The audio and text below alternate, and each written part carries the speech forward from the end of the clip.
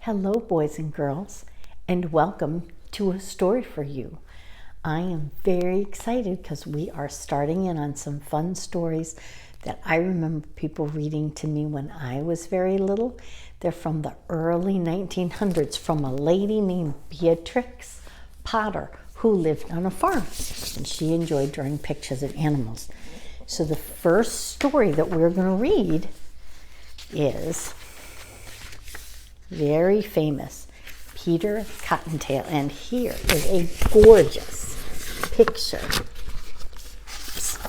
of Peter Cottontail. Oh, I remember how I did this. Okay, this is a nice picture of him. And I remember that trying to show you pictures with the cover on was difficult. So I'm going to go ahead and take the cover off. And the first story that we are reading is called The Tale of Peter Rabbit. And instead of showing you pictures at a time, I'm going to show you whole pages at a time. Once upon a time, there were 4 little rabbits, and their names were Flopsy, Mopsy, Cottontail, and Peter.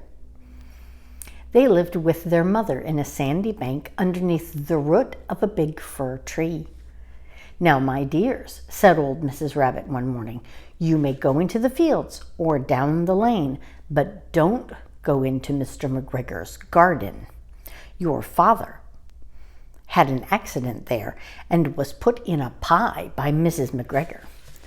And there they are. This is the little Cottontail family. Oop, I'm going to hold this up so you can see. And there's Mrs. Rabbit talking. And there's Mrs. McGregor. There you go. "Run along now and don't get into mischief. I am going out." So she expected them to obey, which is very important to learn to trust.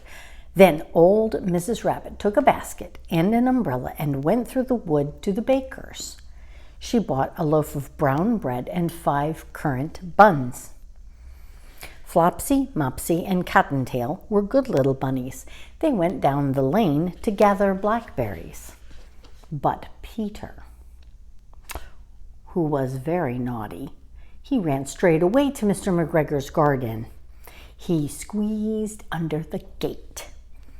First he ate some lettuces, and then some French beans, and then he ate some radishes. And there are his sisters doing what Mama asked. And there's dear old Peter. Uh-oh. Can you see these? They're such beautiful pictures. Let's find out what happened. He started feeling rather sick, so he went to look for some parsley. But round the end of a cucumber frame, whom should he meet but Mr. McGregor? Mr. McGregor was on his hands and knees, planting out young cabbages, but he jumped up and ran after Peter, waving a rake and calling, "Stop, thief!" Peter was most dreadfully frightened, and he rushed all over the garden, for he had forgotten the way back to the gate, and he lost one of his shoes among the cabbages, and the other shoe amongst the potatoes. And after losing them, he ran on 4 legs and went faster, so that I think he might have gotten away altogether, if he had not run into the gooseberry net. He got caught on the large buttons by his jacket, and it was a blue jacket with brass buttons, quite new. There he is, getting caught by Mr. McGregor.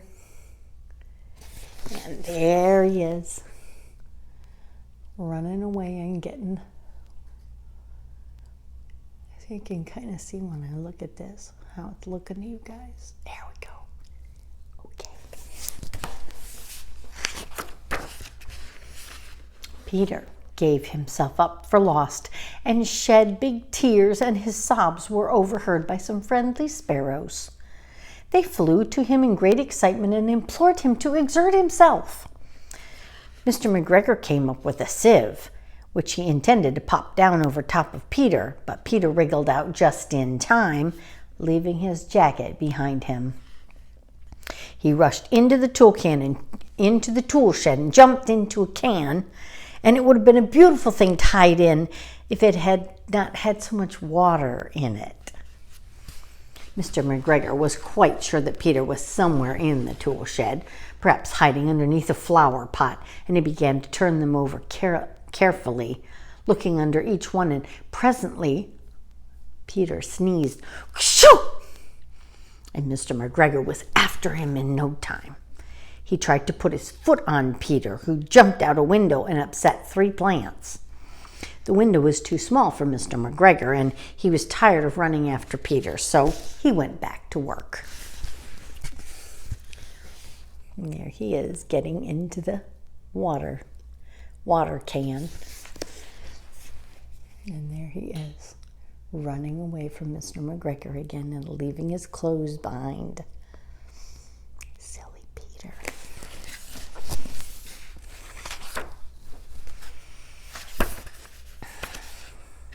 Oh. Peter sat down to rest and was out of breath and trembling with fright. He had not the least idea which way to go, and he was sitting very damp from being in the can.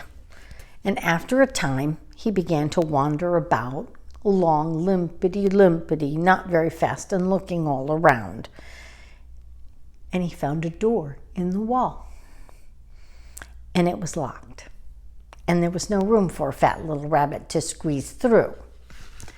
An old mouse was running in and out over the side and carrying peas and beans to her family in the wood, and Peter asked her the way to the gate, but she had such a large pea in her mouth that she could not answer. She only shook her head at him, and Peter began to cry. Then he tried to find his way across the garden, but he became more and more puzzled. And presently he came to a pond where Mr. McGregor filled his water cans. And a white cat was staring at some goldfish. She was very, very still. But now and then the tip of her tail would twitch, as if it were alive. And Peter thought it would be best to go on without speaking to her.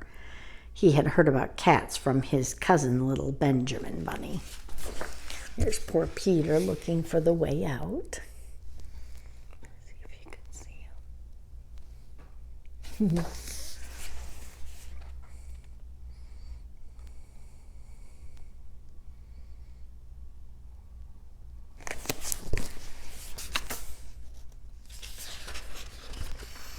He went back towards the tool shed, and suddenly, quite close to him, he heard a noise of a hoe. Scratch, scratch, scratch, scratch, scratch. Peter scurried underneath the bushes, but presently, as nothing happened, he came out and climbed over a wheelbarrow and peeped out, and the first thing he saw was Mr. McGregor hoeing onions. His back was towards Peter, and beyond him was the gate.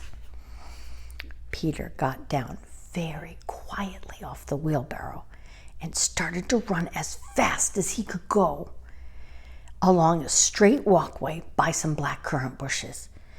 Mr. McGregor caught sight of him in the corner, but Peter did not care. He slipped underneath the gate and was safe at last in the wood outside the garden. Mr. McGregor hung up his little jacket and shoes for a scarecrow to frighten away the birds. Peter never stopped running or looked behind him until he got to the big fir tree. And he was so tired that he flopped down on the nice soft sand on the floor of the rabbit hole and shut his eyes. His mother was busy cooking, and she wondered what he had done with his clothes. This was the second little jacket and pair of shoes that Peter had lost in a fortnight. A fortnight is 2 weeks.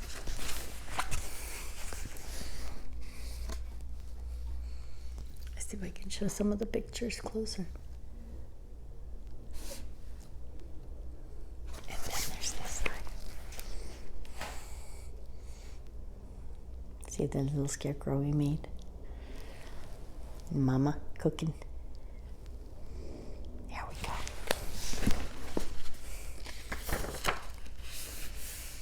I am sorry to say that Peter was not very well during the evening. His mother put him to bed and made him some chamomile tea, and she gave a dose of it to Peter, 1 spoonful to be taken at bedtime. But Flopsy, Mopsy, and Cottontail had bread and milk and blackberries for supper. The end. There they are.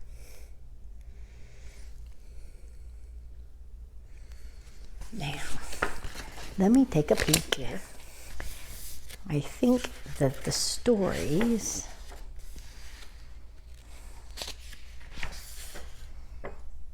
and the pictures are by Beatrix Potter. And let me show you something very cool. This is one of my favorite parts of books. Some of them have maps. And we'll be reading a bunch of these. Now I'm going to hold this up here. And then what I'm going to do is take a picture of it and put that on this with this video.